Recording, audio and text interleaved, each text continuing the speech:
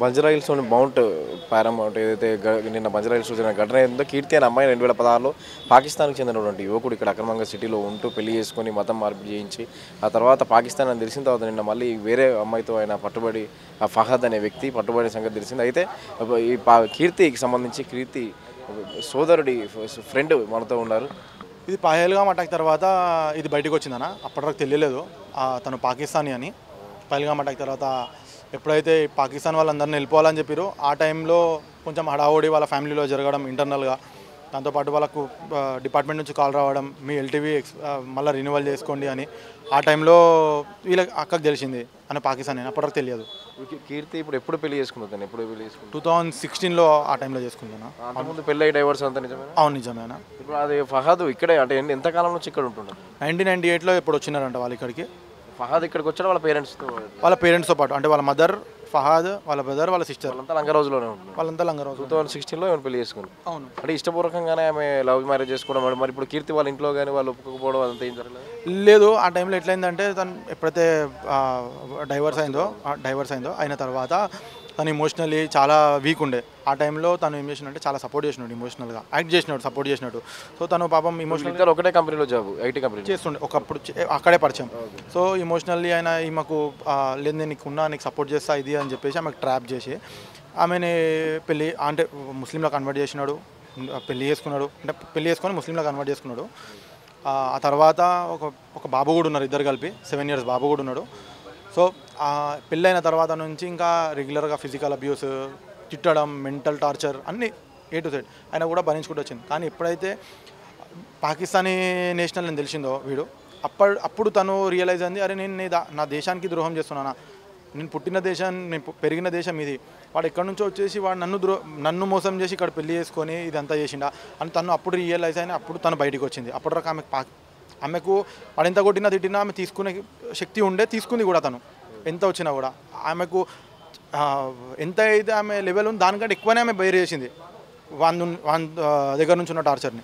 కాకపోతే ఎప్పుడైతే నేషనాలిటీ గురించి ఎప్పుడైతే వచ్చిందో వాడు పాకిస్తాన్ నేషనాలిటీ, అప్పటి నుంచి స్టార్ట్ అయిన ఇష్యూ ఇది. నిన్న జరిగింది ఏంటంటే ఇప్పుడు అతను వేరే వాళ్ళతో కూడా ఇల్లీగల్ అఫైర్ పెట్టుకోవడం, బయట రెడ్ హ్యాండెడ్గా పట్టుకున్నామని. అందుకని అంటే ఇప్పుడు మెయిన్ కంప్లైంట్ పాకిస్తాన్ అనే లేకపోతే అతనికి వేరే వాళ్ళతో అఫైర్ ఉందని చెప్పి కంప్లైంట్? ఈ అఫైర్ ఉన్న సంగతి ఆల్మోస్ట్ 1 year నుంచి తెలుసు. సో అఫైర్ గురించి ఉంటే 1 year నుంచి ఇన్నిసార్లు చాలా ఇష్యూస్ చేస్తుండే. సో అఫైర్ ఉన్న తర్వాత కూడా కూర్చొని చాలాసార్లు మాట్లాడుకున్నారు, ఇట్లా చేయకు, తప్పు చేయకు, ఇది అదని. కానీ ఎప్పుడైతే పహల్గామ్ సంబంధించిన ఇన్సిడెంట్ జరిగిందో అప్పటి నుంచి వీళ్ళిద్దరి మధ్యలో డిస్టర్బెన్సెస్ ఇంకా పెరిగినాయి. ఎందుకంటే తను అరే నాకు అన్యాయం చేసినావు పోయి, నువ్వు పాకిస్తాన్ ఓన్వి, నువ్వు నాకెట్లా అన్యాయం చేస్తావు అని క్వశ్చన్ చేయడం స్టార్ట్ అయ్యే వరకు వాడు ఇంకా కొంచెం డిస్టెన్స్ మెయింటైన్ చేసాడు. అయితే వేరే అమ్మాయితో కూడా అఫైర్ ఉన్నది, రెడ్ హ్యాండెడ్గా పట్టుకోవాలా అన్న ఒక థింగ్తోనే వెయిట్ చేసి కరెక్ట్ ప్లాన్ వేసి ఎప్పుడైతే వాడు దొరుకుతాడో, వాడు ఎప్పుడైతే అక్కడ వెళ్తాడో అదే టైంలో పట్టుకుందాం, రెడ్ హ్యాండెడ్గా వాడిని పట్టుకుంటేనే మనకు కూడా ఎవిడెంట్గా ఉంటుంది వాడు పాకిస్తాన్ నుంచి వచ్చేసి ఇక్కడ చేస్తున్న మోసాలు బయట పెట్టచ్చు అని ఒక థింగ్తోనే తను నిన్ననే ప్లాన్ అది చేసిండు. ఎలా నమ్మించాడు? అతని దగ్గర ఏమున్నాయి? ఫేక్ ఆధార్ ఇట్లాంటివన్నీ ఉన్నాయి. ఇక్కడ హైదరాబాద్కు చెందిన వ్యక్తిని నమ్మించడానికి ఏమున్నాయి? ఫేక్ డాక్యుమెంట్స్ అన్నీ ఉన్నాయంటే మన దగ్గర. వాడు ఆధార్ కార్డు ఉందా ఇక్కడ? సొంత ఇల్లు కానీ? సొంత ఇల్లు లేకపోవచ్చు, రెంట్ ఇల్లే. ఆయన దగ్గర ఏవైతే ఆధార్ కార్డులు ఉన్నాయి అది ఫేక్, ఆయన అవన్నీ ఫేక్ అని అక్క చెప్పింది నాకు. దాంతోపాటు ఆయన ఎడ్యుకేషన్ డాక్యుమెంట్స్ అది కూడా ఫేక్. ఆయన ఉన్నది ఇక్కడ, చేసింది ఇక్కడ. అయితే నాకు ఉత్తరప్రదేశ్ నుంచి ఇంటర్మీడియట్ చేసిన డాక్యుమెంట్స్ ఎట్లా వస్తాయి? ఇంటర్మీడియట్ వాడు యూపీలో చేసిన డాక్యుమెంట్స్, డిగ్రీ యూపీ. వాడిని ఏం చేసిండు, ఒక ఆఫీసర్కి చెప్తున్నాడు మీ క్వాలిఫికేషన్ ఏంటంటే ఇంటర్మీడియట్ అని చెప్పిండు. మళ్ళీ వాడి డిగ్రీ సర్టిఫికేట్ ఇట్లా బయటపడ్డాయి. వాడి డిగ్రీ సర్టిఫికేట్లు కూడా ఉన్నాయి. ఇప్పుడు జాబ్ ఎట్లా వచ్చింది అసలు? కంపెనీలో జాబ్ కూడా ఇయ్యరు. అంతా ఫేక్ సర్టిఫికేట్స్ పెట్టుకున్నారు. ఫేక్ సర్టిఫికేట్స్ అంటే ఈ కొన్ని యూనివర్సిటీస్ ఉంటాయి, మేనేజబుల్ థింగ్స్ మేనేజ్ చేసుకొని వాళ్ళు ఏం చేస్తారంటే ఎన్రోల్ కూడా చేసుకుంటారు, ఆన్లైన్లో కూడా వస్తుంది, అన్నిట్లో వస్తుంది. అట్లాంటివి చేసుకొని వాళ్ళు సర్టిఫికేట్లు తెచ్చుకున్నారు. ఇది 2009లో ఎప్పుడైతే ఓన్లీ ఆన్లైన్ అంత లేకుండే, అంత పేపర్ వర్క్ ఉండే, ఆ టైంలో వాడు తెచ్చుకున్న సర్టిఫికేట్స్ ఇవన్నీ. పాకిస్తానీ అనేది పహల్గామ్ అటాక్ తర్వాత పాకిస్తాన్ అనేది గుర్తించింది. అవునవును, అప్పటివరకు తెలియదు. ఇప్పుడు మీరు ఫైనల్గా ఏం వాని 100% ఇది అయ్యేంత వరకు వాళ్ళ ఫ్యామిలీ సంబంధించిన వాళ్ళు ఎవరెవరైతే ఉన్నారో వాళ్ళందరినీ కూడా డిటెన్షన్ సెంటర్లో పెట్టాలా, డీటెయిల్డ్ ఎంక్వైరీ కావాలా. ఎందుకంటే ఇది ఒక ఇంటి సంబంధించిన విషయం కాదు, ఇది దేశం సంబంధించిన విషయం. ఒక పాకిస్తానీ సంబంధించిన ఆయన ఇక్కడ వచ్చేసి ఇంత చేస్తున్నాడు. అంతే ఇక్కడ నుంచి ఆయన కాల్స్ అక్కడ కూడా రెగ్యులర్గా వాట్సాప్ కాల్స్ మాట్లాడతారు వాళ్ళ బంధువులతోనే, ఇక్కడ నుంచి ఏదైనా ఇన్ఫర్మేషన్ కూడా ఇవ్వచ్చు. సో అట్లాంటి థింగ్స్ కూడా ఏదైనా ఉండొచ్చు మేము అనుకుంటున్నాం. సో ఈ డీటెయిల్ ఎంక్వైరీ అయ్యే వరకు వాళ్ళకి డిటెన్షన్ సెంటర్లో పెట్టాలా. సో ఇప్పుడు వాళ్ళకి ఇట్లాంటి వాళ్ళకు సిటిజన్షిప్ కూడా ఏదైనా ఇస్తే క్యాన్సిల్ చేసేలా.